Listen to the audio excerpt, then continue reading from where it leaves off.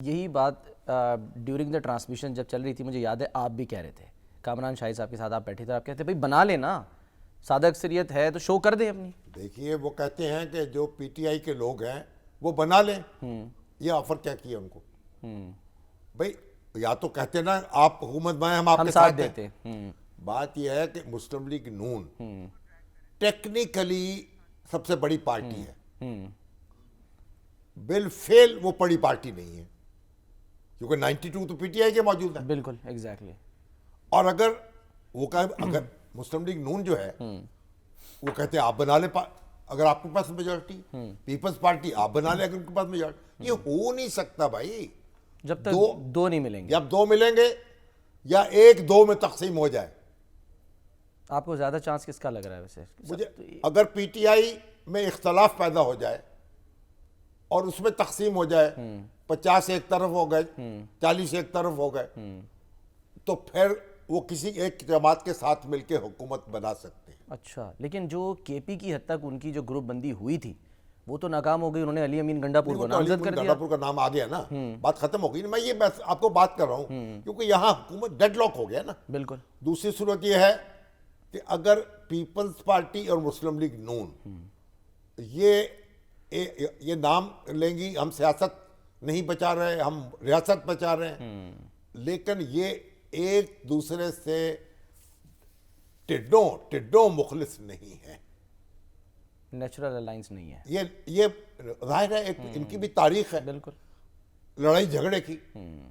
और जो खास तौर पर जो पंजाब की इनकी लीडरशिप है ना, वो तो क्योंकि किड़ खाती है वैसे ही, वो समझते हैं कि हम तो यहाँ बिल्कुल हो गए ना नोबडी।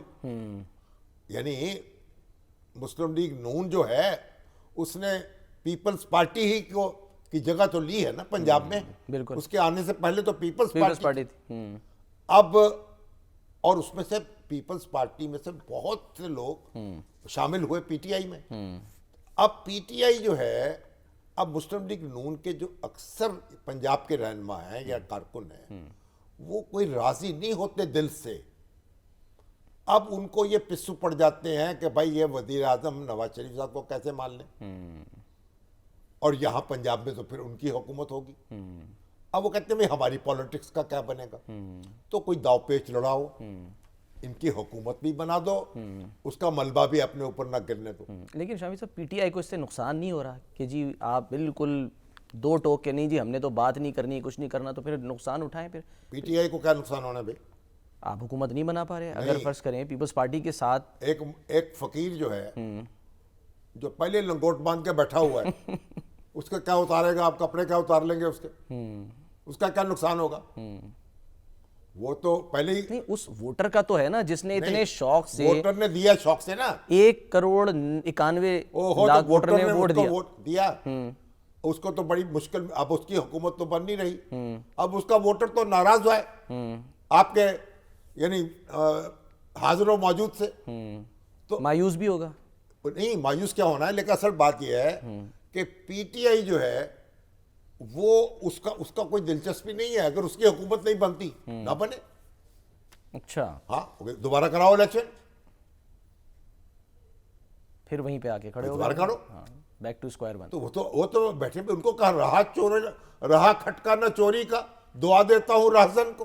क्या बात। उनका तो माल मसाला पहले लूट लिया आपने, अब वो क्या करेंगे बेचारे? उनके पास तो कोई तजौरी है नहीं, वो तो सड़क में बैठे हुए। तो बात यह है कि इन दोनों जमातों को थोड़ा सा दिल बड़ा करके कुछ जिम्मेदारी उठानी चाहिए, अगर ये चाहते हैं संजीदगी से और कोई आप मुल्क को आगे बढ़ाएं, उसकी मईशत को संभालें, IMF से मामला करें और जो स्ट्रक्चरल रिफॉर्म्स चाहिए वो करें। और अगर नहीं करना चाहते तो फिर क्या करें? अब हर एक को देखें ना, हर एक को एक खिलौना तो मिल गया है। केपी के उनके पास है, पीटीआई के पास, जनाब पंजाब मुस्लिम लीग नून के पास आ गया, सिंध पीपल्स पार्टी के साथ आ गया, बल्कि वो बलूचिस्तान भी है पीपल्स पार्टी। बलूचिस्तान तो पता नहीं किसके पास होगा और कैसा होगा, वो तो बलूचिस्तान सबका ही होता है। सही है हमेशा। बात यह है कि अब ये सारी मोतबर मूछों को तौ दे रहे हैं कि हमारा तो किला तो मजबूत हो गया ना, पंजाब की हुकूमत हमारी, सिंध की हुकूमत हमारी सही। और वहाँ KPK की, यहाँ तो हम हमारे किले बन गए।